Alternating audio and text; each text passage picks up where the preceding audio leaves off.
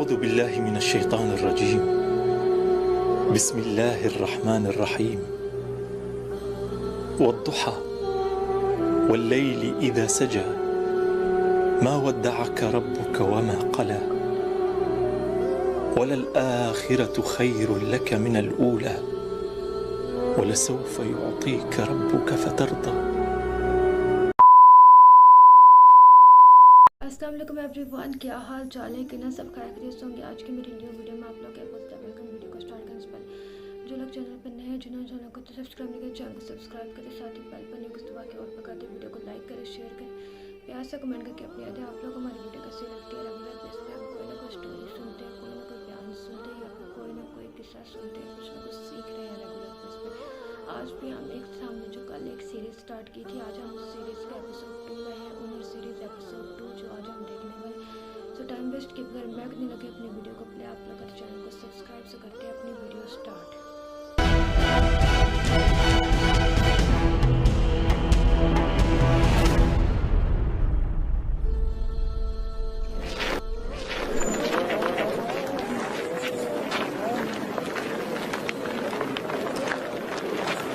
أنت صباحا يا أبا بكر। أنتم صباحا।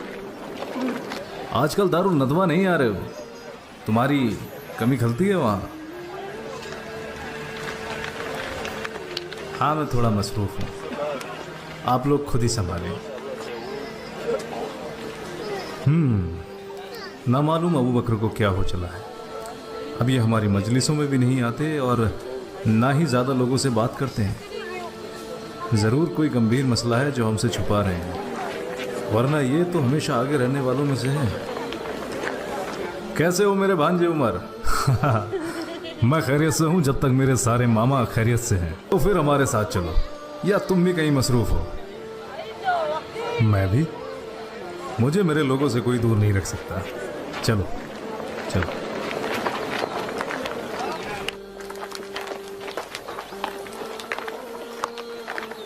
अबा बकर। उस्मान, कहाँ? मैं कौम की मजलिस में जा रहा हूँ। क्या कुछ नया होने वाला है वहाँ? नहीं, बस वो पुरानी बातें। अगर कुछ नया होता तो तुम्हें जरूर मालूम होता। क्या कोई बात है जहन में?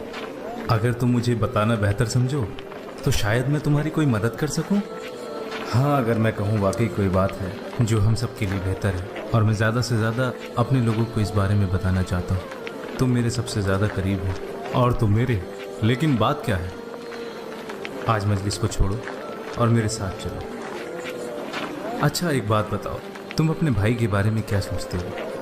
कौन? आप? क्या मैंने कभी तुमसे झूठ कहा है? नहीं, बिल्कुल नहीं, बल्कि आप तो सबसे सच्चे और नेक दिल इंसान हैं और हम सबसे ज़्यादा सच्चे मोहम्मद इब्न अब्दुल्ला हैं। हाँ, वाकई जैसा आपने कहा वो अस्सादिकुल अमीन है। लेकिन आप उनकी बात क्यों कर रहे हैं? कुछ बताएंगे?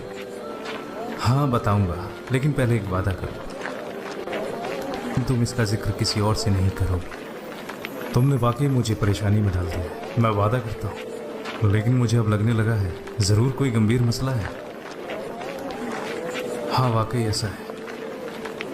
सारे अरब में पहले कभी किसी ने ऐसा कुछ नहीं सुना होगा जो सबकी ज़िंदगी को सही रास्ते पर ले आएगा, दुनिया में ही नहीं आखिरत में भी। आखिरत?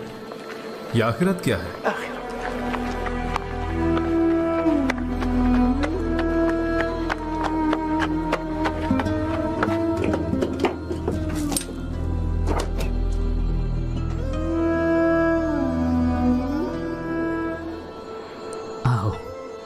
आपके चचा के बेटे मोहम्मद कैसे हैं? अपने रब के फजल से वो बिल्कुल ठीक है।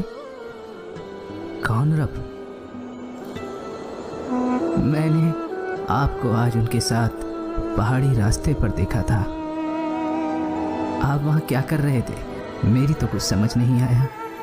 आप दोनों ने सजदे किए और फिर खड़े हो गए, और ये सजदे वैसे बिल्कुल नहीं थे जैसे हम अपने बुतों को करते हैं। जो आपने हमें करते देखा उसे नमाज कहते हैं वालिद साहब, जिसको अल्लाह ने अपने नबी के जरिए हम पर फर्ज किया है। हाँ, आपके भतीजे मोहम्मद, बेशक अल्लाह की कसम वो नबी है और उन पर वही की जाती है। जो कि अल्लाह का कलाम है यानी कुरान, और मैं उनके दीन पे चलता हूँ यानी इस्लाम। नबी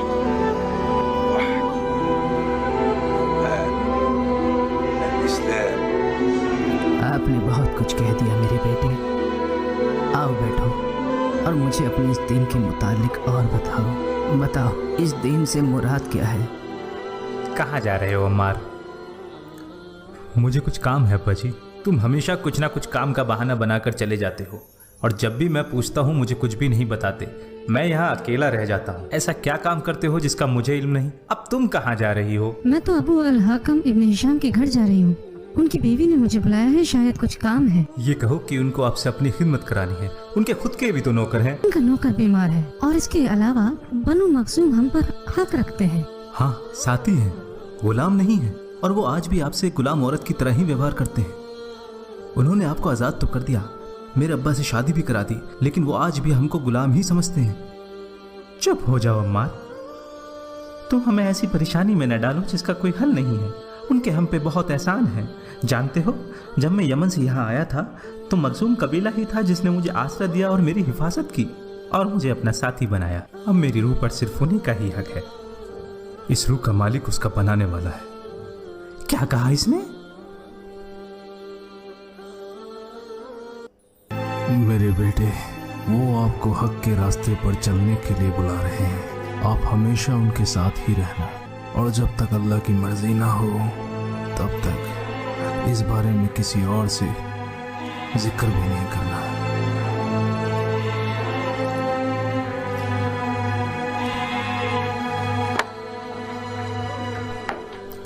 आओ आओ उमर, मेरे भांजे, कैसे हो? यहाँ बैठो। और तुम्हारे बाबा अल खत्ताब कैसे हैं? अच्छे हैं। अच्छा बताओ, आज कैसे आना हुआ? या कोई खास बात है? मैंने कुछ सुना है जो मुझे पसंद नहीं आया। मुझे नहीं लगता आप इस बात से अनजान हैं। तुम्हारा मतलब मोहम्मद? अगर जो मैंने सुना है वो सही है, तब भी जब तक ये बात सबके सामने नहीं आ जाती हम कुछ नहीं कर सकते। मुझे नहीं पता वो ऐसा क्यों कर रहे हैं। हो सकता है वो हमारे खिलाफ जंग की तैयारी कर रहे हैं।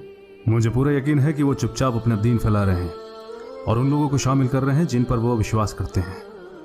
अगर ऐसी बात थी तो पहले हमसे शुरुआत क्यों नहीं की? हम तो कुरैशी सरदार हैं। एक तरीके से उन्होंने सही किया। हम उनकी बातों में नहीं आने वाले। मुझे लगता है हमें उनको सुनना चाहिए। क्या उसने तुम पर भी कोई जादू कर दिया है? जो भी हमने अपने पूर्वजों से सीखा है वो काफी है। इससे बुरा कुछ भी नहीं कि उन्होंने हमारे पूर्वजों का दीन मिट्टी में मिला दिया। वो दीन जिसने हमें सारे अरब पर बादशाहत बख्शी। अगर वो नबी होने का दावा करते हैं और ये कह रहे हैं कि उस खुदा को जानने के लिए अपने नबी को जानो, तब भी हम ये कैसे मान लें कि बनी हाशिम हमारा सरदार हो सकता है और हम उसके मानने वाले? हद तो तब हो गई जब वो कहता है कि बनी हाशिम को नहीं, उस खुदा को मानो जिसने मुझे नबी बनाकर भेजा है। لا نرضى أن يتقدمنا بنو هاشم. قال ما أدعوكم إلى حكم بني هاشم وإنما إلى حكم الله الذي بعثني إليكم وإلى الناس جميعا. وهذه أليست من الناس؟ क्या तुम हम लोगों में से नहीं हो सुमैया? जी, मेरा मतलब मैं आपकी बात का मकसद नहीं समझ सकी सरदार। ये बड़ी समझदार औरत है, हमेशा सही जवाब देती है। बोलो, घबराओ नहीं। क्या तुम हम लोगों में से नहीं हो? जी बिल्कुल सरदार। बढ़िया, तो बताओ कौन है हम? और आप भी सरदार। तुम्हारी तरह? और लोगों के अलग अलग रुतबे होते हैं सरदार। मेरा मतलब हम आपके मवाली हैं, यानी हुक्म मानने वाले। जैसा मैंने पहले भी कहा था, सुमैया बड़ी होशियार औरत है। हमारे भाई अबू हुदैफा ने इसे आज़ाद करके बहुत अच्छा किया और इसकी शादी यासिर अल हनफी से करा दी। शुक्रिया, मुझे नहीं चाहिए। अब तुम समझे भांजे क्यों मोहम्मद लोगों को अपने दीन की तरफ बुला रहा है, ताकि इस बहाने वो नबूवत की आड़ लेकर हम सबके ऊपर राज कर सके।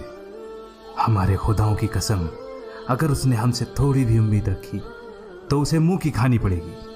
सुमैया, आज हमारी तरफ से सबके लिए खाने का इंतजाम करो, कोई भी भूखा ना रह पाए। और हाँ, कंजूसी बिल्कुल मत करना। जो हुक्म सरदार। इकरिमा, हमारे सभी नौकरों से कहो कि वे लोगों को रात के खाने के लिए बुलाए और कोई भी राहगीर या फकीर भूखा न रहे। देखता हूं वो कैसे लोगों को अपनी तरफ बुलाता है।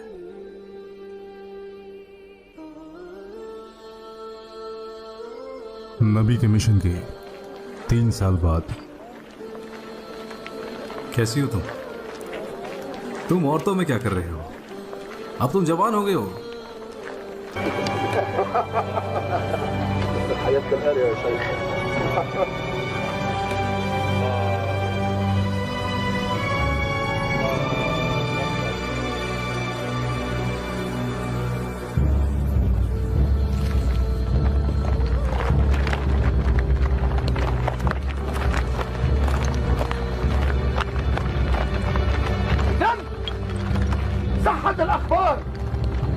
तो खबर पक्की है।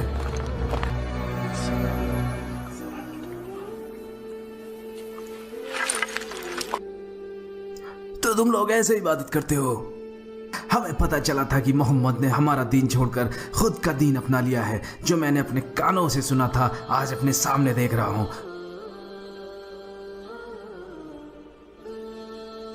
मुझे तो यकीन ही नहीं हो रहा। तुम्हारी तो गिनती भी बढ़ती जा रही है और मैं आज तक गफलत में था कि ये पूरा मजाक है। देखो अबू सुफियान, मेरी बात सुनो। हमारा इरादा तुम्हें दुखी करने का नहीं था। हम तो बस यहाँ खुदा की इबादत कर रहे थे और तुमने हमें ढूंढ लिया। हम तो बस वही कर रहे हैं जो हमारे रसूल अल्लाह ने हमसे कहा है।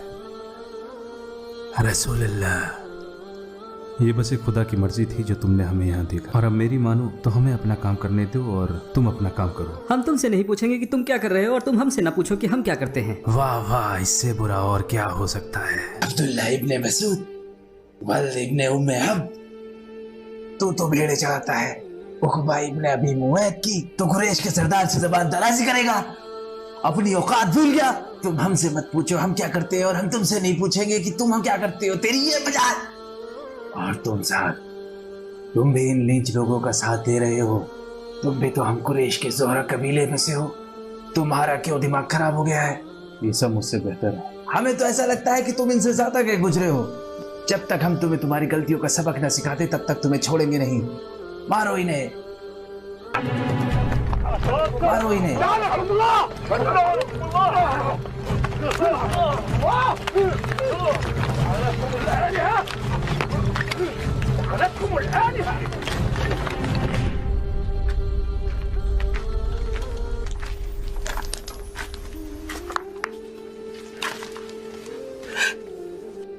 ये क्या हो गया? मुझे कुछ नहीं हुआ अम्मी, तुम्हें बताना पड़ेगा। आज हमने उन्हें उन्हीं के तरीके से सबक सिखा दिया। आज के बाद वो कभी हमसे नहीं बोलेंगे। तुम किसकी बात कर रहे हो? अबू सुफियान और उसके साथी। क्या कहा? अबू सुफियान और उसके साथी। अबू सुफियान और उसके साथी? ये तुमने क्या कर दिया बेटे? तुमसे किसने कहा था कुरैशियों से झगड़ा मोल लेने के लिए? क्या तुम्हारा दिमाग खराब हो गया था? क्या तुम भूल गए हो कौन लोग हैं? जानता हूँ, हम कुरैशी कबीले से नहीं है बल्कि अंस कबीले से, और मखजूम कबीला हमारा साथी है। और मेरी माँ गुलाम औरत थी अबू हुदैफा की, कुछ भी नहीं हुआ। और अगर मैं कुछ भूलने की भी कोशिश करता हूँ ना तो ये कुरैशी मुझे सब याद दिला देते। फिर भी तुम्हारी हिम्मत कैसे हुई? बैठ जाइए, बैठ जाइए। और अम्मी आप भी बैठ जाइए।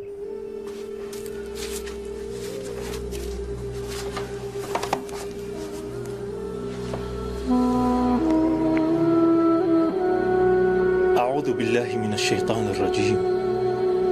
बिस्मिल्लाहिर रहमानिर रहीम।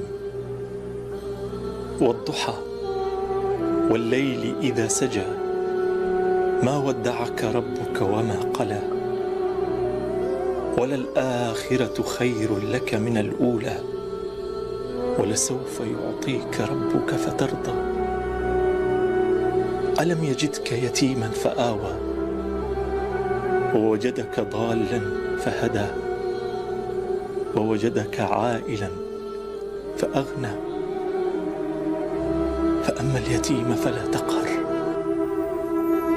وأما السائل فلا تنهر وأما بنعمة ربك فحدث.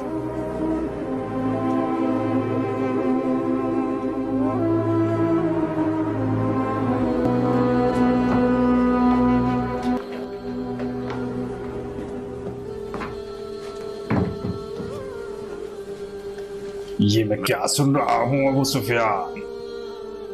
क्या ये सच है कि? जी हाँ, वो बिल्कुल सच है। तो जब तुमने उन्हें पहाड़ी पर देखा तो करने देते जो वो कर रहे थे। तो आप क्या सब कुछ जानते हुए भी शुतुरमुर्ग की तरह मुंह छुपा कर बैठे रहेंगे अब्बा जी? आग को हवा मत दो हिंद।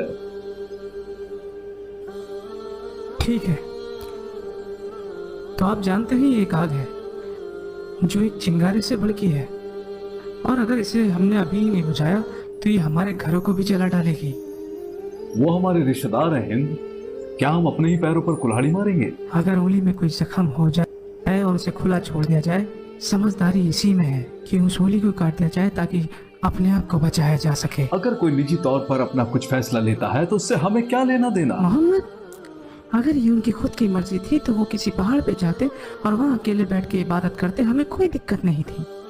लेकिन वो तो अपने दीन को आम करने में लगे हुए हैं। अब लोग भी उनसे जुड़ने लगे हैं। कुछ को तो हम जानते हैं और कुछ को हम नहीं जानते। जितनों को मैं जानता हूँ उसमें है अबू बकर, उस्मान इब्न अफ़्फ़ान, उस्मान इब्न मज़ऊन, व सअद इब्न अबी वक़्क़ास, व अब्द अर्रहमान इब्न औफ, और बहुत सारे नीचे दर्जे के लोग। जो भी उनके साथ जुड़ रहा है वो हमारे साथ गद्दारी कर रहा है, और लोग जितना उनसे जुड़ेंगे वो हमारे खिलाफ होते जाएंगे। जितना लोग उनसे जुड़ेंगे उनकी ताकत उतनी ही बढ़ती जाएगी। लोग हमें मानते हैं क्योंकि हम अब्द शम्स कबीले वाले उन हाशिम कबीले वालों से दौलत में कहीं ज़्यादा आ गए हैं। मगर अब अबू तालिब का गोद लिया हुआ बेटा अगर ये नबूवत का ऐलान करेगा तो हम लोग उनसे काफ़ी पीछे रह जाएंगे, तो उनकी ताकत कई गुना बढ़ जाएगी। लेकिन वो तो कभी अपने आप को अब्द शम्स कबीले से झगड़ा बंद करो। हम मोहम्मद के बारे में झगड़ा कर रहे हैं, जबकि अभी तक उन्होंने हमारे साथ अपने उस दीन के बारे में बात भी नहीं की। अभी हम में से चंद ही लोग उनकी पैरवी करते हैं। मेरी नजर में अभी हमें उनसे बात करने में पहल नहीं करनी चाहिए। हालांकि उनका ताल्लुक बनु हाशिम कबीले से है, लेकिन हम दोनों कबीले ही अब्दुल मनाफ की औलादें हैं। तो आपका कहना है कि आप मोहम्मद को ऐसे ही जाने देंगे जब तक कि वो हमारे लिए एक बड़ा खतरा ना बन जाए? हाँ, जब तक तो नहीं, जब तक वो हमारे लिए खतरा ना बन जाए। और अगर ऐसा होता है तो ऐसी सूरत में सारे कुरैशी कबीले मिलकर उनके ऊपर टूट पड़ेंगे। ऐसी सूरत में हम बनु हाशिम कबीले वालों से पूछेंगे या तो वो मोहम्मद को हमारे हवाले कर दें, फिर हम जो चाहें उनका वो करें, या फिर वो उनकी हिफाजत के लिए सामने आए। और अगर वो दूसरा रास्ता अख्तियार करते हैं तो सारे कुरैशी कबीले उन्हें छोड़कर हमारे साथ हो लेंगे और अब्दुल शम्स कबीले को सरदारी मिल जाएगी। सब्र से काम लो। नबूवत का ये ऐलान हमारे लिए या तो बहुत घाटे का सौदा होगा या बहुत फायदे का। देखना ये है कि हम कैसे तदबीर करते हैं। मेरा कहना तो ये है कि मेरी बात को ध्यान से सुनो और उस पर अमल करो।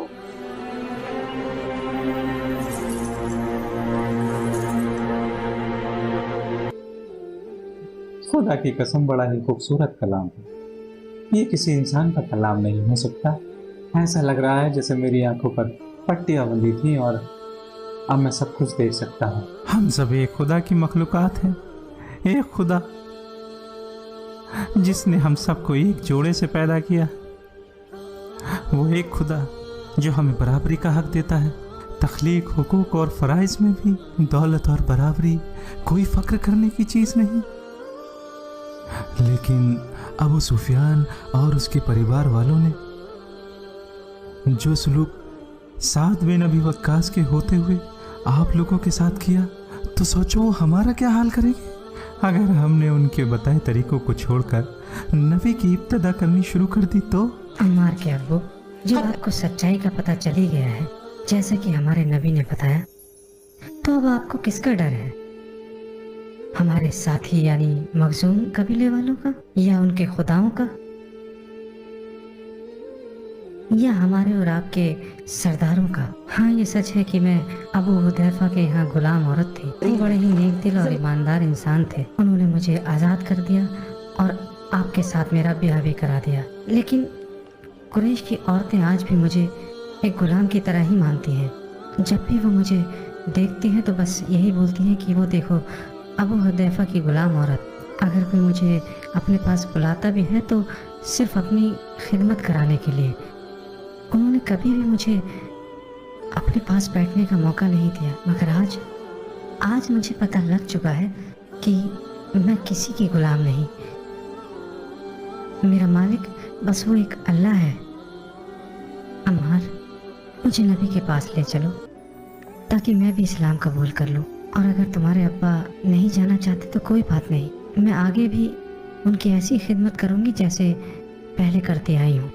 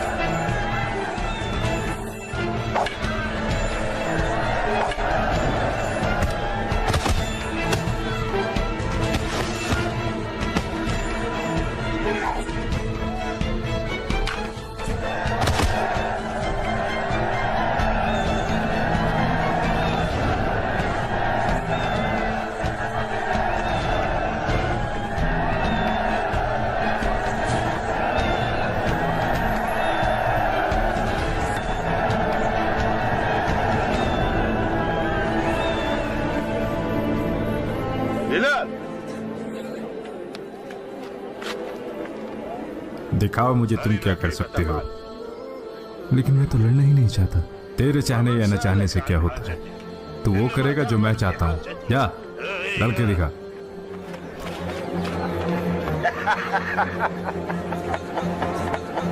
قد ظلمه أبوك وما عسى ابن حمامة أن يصنع مع ذلك الفحل. هيا يا وحشي، هيا يا ابن حمامة، أرنا منك اليوم قوة، فإن صرعت فلك عندي جائزة.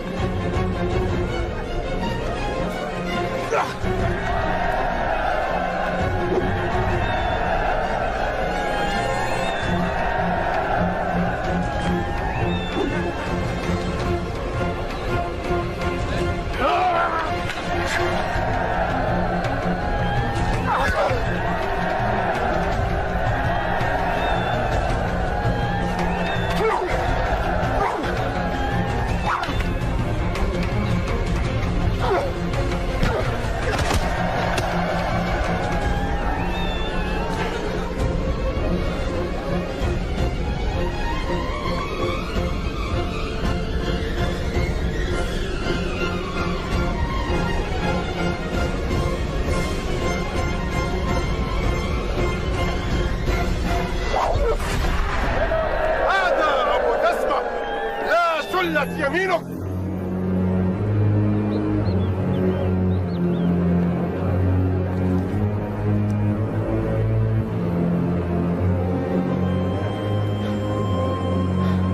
رق الحبشي لابن جلدته.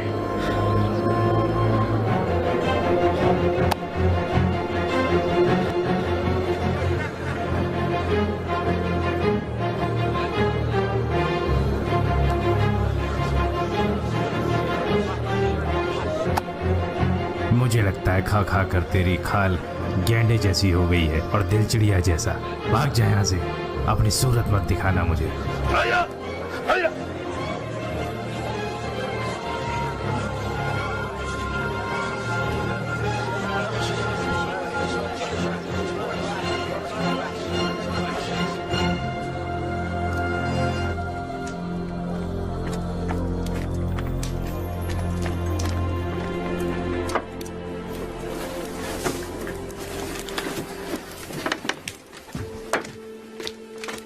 आंटी, तुम आज बहुत अच्छे लड़े। नहीं, मुझे आते हुए किसी ने नहीं देखा।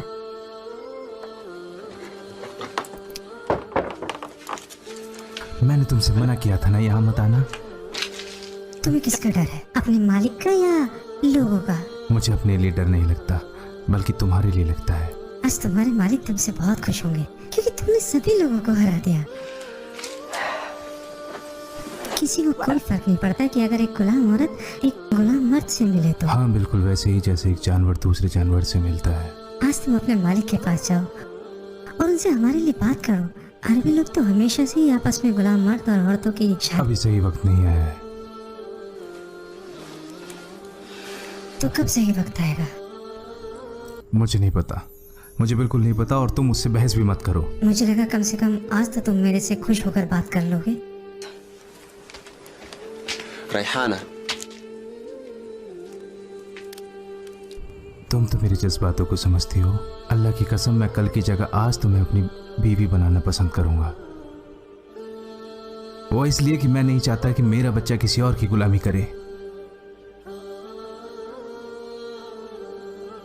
मैं पहले अपनी आजादी चाहता हूं। क्या एक जानवर किसी के प्यार में पड़ के बच्चे पैदा कर सकता है? नहीं ना, बल्कि उसे तो और जानवरों के पास लाया जाता है ताकि ज्यादा से ज्यादा जानवर पैदा हो सके। तो मैं गुलामों की संख्या बढ़ा दूं? क्या तुम्हें आज भी लगता है कि जुबैर इब्न मुतैम तुम्हें आजाद कर देगा? शायद। तुम कौन सी दुनिया में जी रहे हो वाशी, मुझे पता नहीं। तुम ऐसी चीज की उम्मीद कर रहे हो जो शायद कभी नहीं होने वाली। जैसा अरब कहते हैं, इंसान मायूस होकर भी जी लेता है। मेरे लिए एक और रास्ता बचा है, और वो है मौत का रास्ता।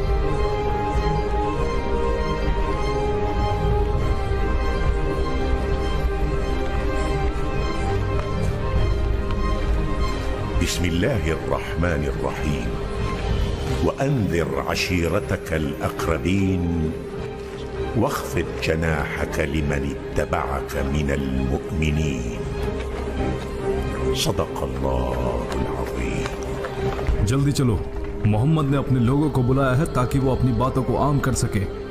जिस काम की आज तक सिर्फ हम खबरें सुना करते थे, वो आज एक हकीकत अख्तियार करने जा रही है। एक ऐसी हकीकत जो महज आम खबर हरगिज नहीं है। एक ऐसी हकीकत जो महज आम खबर हरगिज नहीं है। या बनी हाशिम, आप सब ने मेरे भतीजे यानी मोहम्मद को तो सुना है, जिनके बारे में आप सब गवाह हैं कि वो सादिकुल अमीन हैं। जब उन्होंने आपसे पूछा कि क्या आप उनकी बात पर यकीन रखते हैं, अगर वो ये कहें कि पहाड़ के पीछे एक फौज खड़ी है जो हम पर हमला करने को तैयार है, तो सब ने कहा हाँ, हम यकीन रखते हैं। उन्हें कभी भी झूठ बोलते नहीं देखा।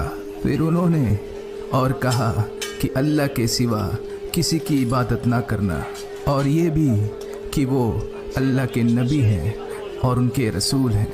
अब तुम लोग ही इसका फैसला करो। ऐसे मैंने आज इसलिए आप लोगों को इकट्ठा नहीं किया। वो अभी अपना मुकदमा पेश करेंगे और उसके दलाइल भी देंगे, लेकिन मैं इतना जानता हूँ कि ये एक बहुत अहम चीज़ हमारे कानों पर आ पड़ी है, जिसका कुरैश की तारीख में कोई जिक्र नहीं है। मैं आज यहाँ गुस्से से भरे चेहरे भी देख रहा हूँ और ऐसे चेहरे भी देख रहा हूँ जिनकी नीयतों पर शक हो रहा है। जहाँ तक मेरा सवाल है तो अल्लाह की कसम मैं अपने भतीजे का साथ कभी नहीं छोड़ूंगा। जो मैंने उनसे कहा था जाएं और वो करें जिसका हुक्म रब्बी हुआ है। अब मैं जानना चाहता हूँ कि आप सबका क्या कहना है। ये आदमी बहुत शरीर है।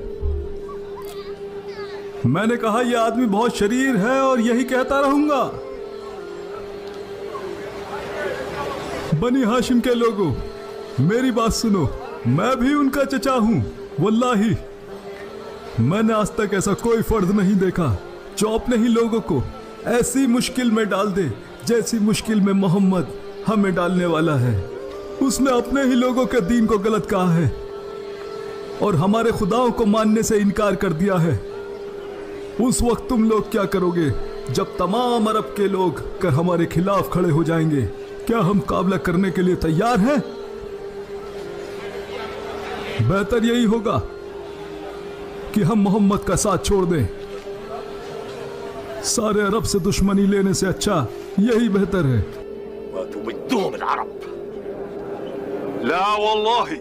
नहीं, अल्लाह की कसम हम तब तक उनकी हिफाजत करते रहेंगे जब तक हम जिंदा हैं। ये लोगों, आपने मुझे भी सुना और इसको भी। अब आप ही फैसला करें। आप हमारे सरदार और सबसे बड़े हैं अबू तालिब। हम सब आपकी राय से इत्तेफाक करते हैं। हाँ, हम सब आपके साथ हैं। अल्लाह की कसम हम उनकी हिफाजत में आपके साथ हैं। तो ठीक है, अब आप लोग जा सकते हैं।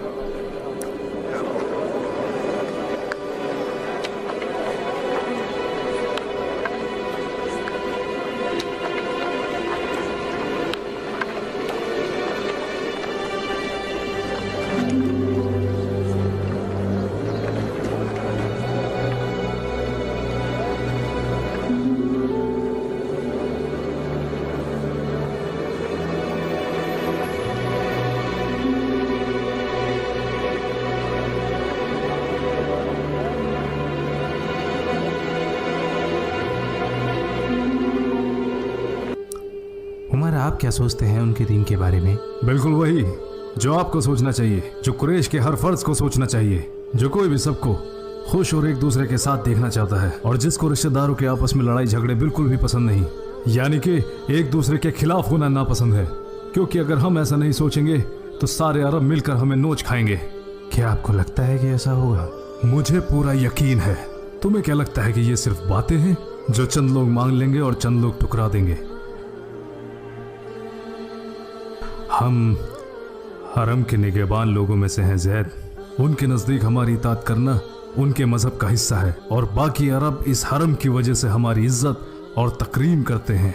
और जो कोई भी हमारी ख्वाहिशों के खिलाफ जाने की सोचे वो यही समझता है कि वो हमारे खुदाओं के खिलाफ जा रहा है।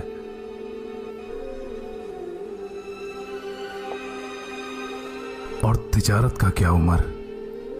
हरम और तिजारत, उन्हीं की वजह से कुरैश को मुकाम हासिल है। बिल्कुल, दोनों चीजों से कुरैश को कोई नुकसान नहीं, क्योंकि खुदा ने कुरैश को मुकाम दिया है कि हम खादिम हरम हैं और तिजारत से हम उसके लिए वो माल लाते हैं जो उसको कायम रखने में हमारी मदद करता है और हमें मौका देता है कि हम यहाँ इबादत के लिए आने वालों की खूब देखभाल कर सकें। और फिर कुरैश इस पैसे का इस्तेमाल करते हैं ताकि हरम की देखभाल हो सके और इसीलिए खुदा ने हमें अपने मजहब और दौलत का अमीन बनाया है। इन्हीं दोनों की वजह से आज हम तमाम अरब पर बादशाहत कर रहे हैं। अब तुम भी बताओ, अरबों को कैसा लगेगा जब उन्हें पता चलेगा कि कुरैशियों के अब आपस में ही झगड़े होने शुरू हो गए हैं? तो फिर कुछ लोग उठेंगे और कहेंगे कि कुरैश के मजहब की तो कोई हैसियत ही नहीं है, मतलब कुरैश कोई मुकद्दस कबीला ही नहीं है। ऐसी सूरत में लोग हमारे मजहब पर चलना छोड़ देंगे और लोग तो हमारे रस्म और रिवाज को भी मानने से इनकार कर देंगे। कुरैशियों की ऐसी हालत देखकर हमारे मजहब पर चलने वाले या तो फिर अपने घरों में ही इबादत करेंगे या फिर हरम पर कब्जे की नियत से हमारे साथ जंग करेंगे और हमसे छीन लेंगे। ये है मेरी सोच और मैं इस बात को यकीनी तौर पर कहता हूं ताकि लोग इस बात को माने, चाहे वो छोटा हो या बड़ा।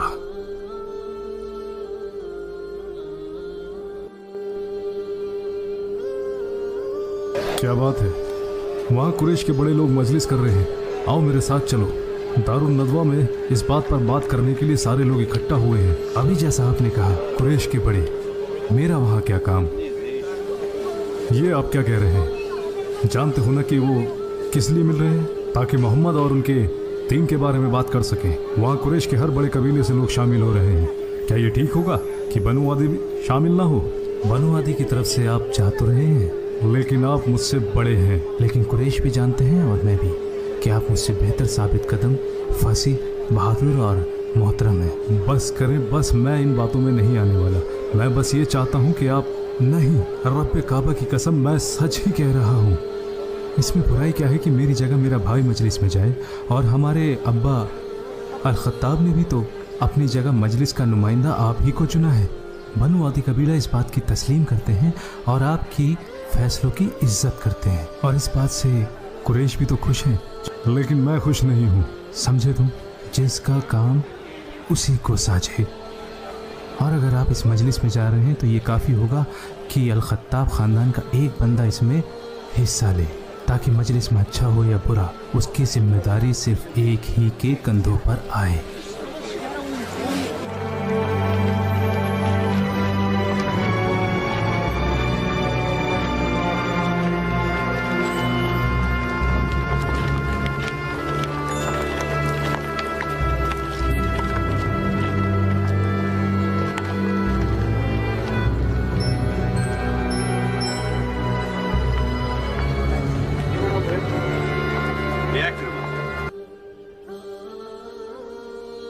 तुम लोग यहाँ खेल रहे हो, जबकि अंदर सभी बड़े अहम मौजू पर बात कर रहे हैं, मोहम्मद के बारे में। क्या तुम कुछ नहीं कहोगे कि वो अपनी अकल से मसले हल कर दें?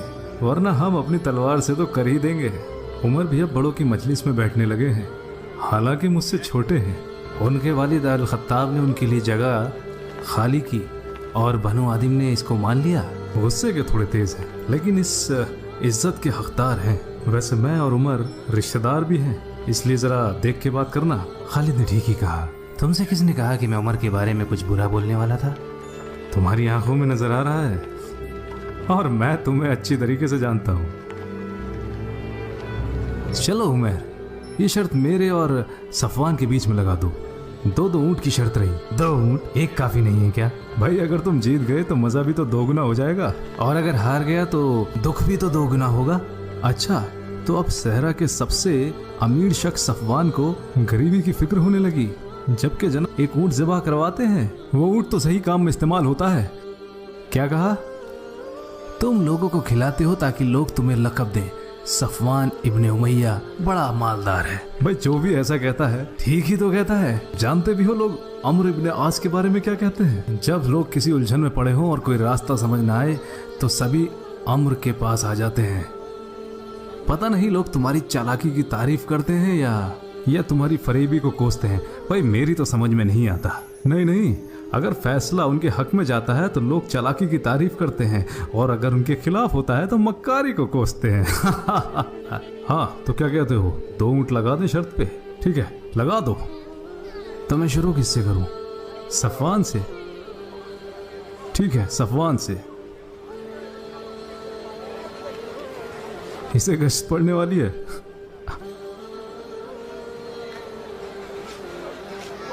अफसोस मेरे भाई, अब तुम भी मेरे साथ ऐसा सलूक करोगे? भाई मैं क्या कर सकता हूँ, मैं तो बस तुम लोगों को खिला रहा हूँ। कोई बात नहीं सफवान, तुम बहुत अमीर हो और तुम्हारे अब्बा भी। अगर तुम कुछ हार भी गए तो तुम्हारे अब्बा तुम्हारी मदद कर देंगे। मेरे अब्बा के पास इतना माल नहीं है जितना तुम्हारे बाप अल वलीद अल मुगीरा के पास है। काफ़ी लोगों को कंगाल बना चुके हैं, मक्का और ताइफ दोनों में। मैंने अल्लाह और अल-उज़्ज़ा की इबादत की थी यहाँ आने से पहले, और दोनों के नाम पर जानवर कुर्बान करके लोगों को भी खिलाए थे। शायद तुम्हारी आवाज़ उन तक पहुंची नहीं, वरना वो तुम्हारी मदद ज़रूर करते। या फिर हो सकता है तुमने सेहतमंद ऊँटनी कुर्बान ना की हो। आमर, तुम खेलना चाहोगे? ये सफवान अल्लाह और अल-उज़्ज़ा की इबादत करके यहाँ आया, जो कि उनके लिए पैसे और जानवर भी कुर्बान करता है, और फिर भी हार गया। तो फिर सोचो, अल्लाह और उज़्ज़ा मेरे क्या हश्र करेंगे, जिसको उनके पास से गुजरे भी महीना हो गया और आज तक बस एक कमज़ोर सी बकरी उनके नाम पर कुर्बान की है। तुम्हें क्या हो गया अबू जंदल? क्या लगता है अबू जंदल बड़ों की बात सुनने में ज़्यादा मसरूफ़ है? जब सिर्फ उन्होंने एक खुदा को मानने की बात की और हमारे खुदा और बुतों को मानने से इनकार कर दिया, तो फिर ये कैसे कह दें कि उन्होंने हमारे खिलाफ कुछ भी नहीं कहा? हमें क्या फ़र्क पड़ता है अगर हम अपने खुदाओं की वैसे ही हिफाजत करते रहें जैसे हम करते रहें, या फिर तुम मोहम्मद से डरकर अपने खुदा का दीन छोड़ दोगे? अबू अल वलीद, ऐसे मामलात में हर किसी की सोच एक जैसी नहीं होती। देखो, कुछ लोग अब हमारे दरमियान इस मजलिस में भी नहीं है।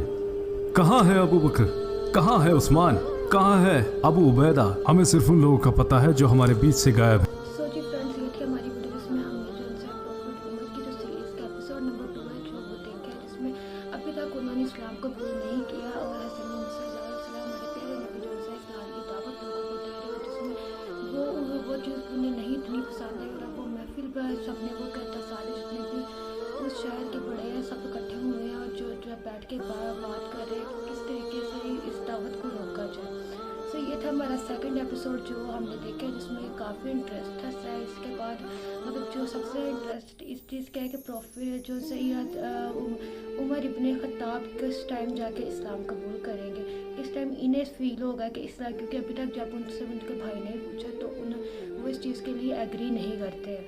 वो इस चीज़ को जो मतलब उनको भी ये चीज़ें इरिटेट कर रही है कि हमारा मज़हब चेंज हो रहा है और कैसे इस्लाम को फैल रहा है, तो उन्हें भी चीज़ हो रही है। तो इस चीज़ का भी काफ़ी ज़्यादा देखते हैं कैसे कौन सा एपिसोड और क्या चीज़ होती है, नेक्स्ट एपिसोड में क्या होता है। बहुत मज़ेदार है, मतलब बहुत ज़्यादा इंटरेस्टिंग चीज़ है, देखने में बहुत ही इंटरेस्टिंग है।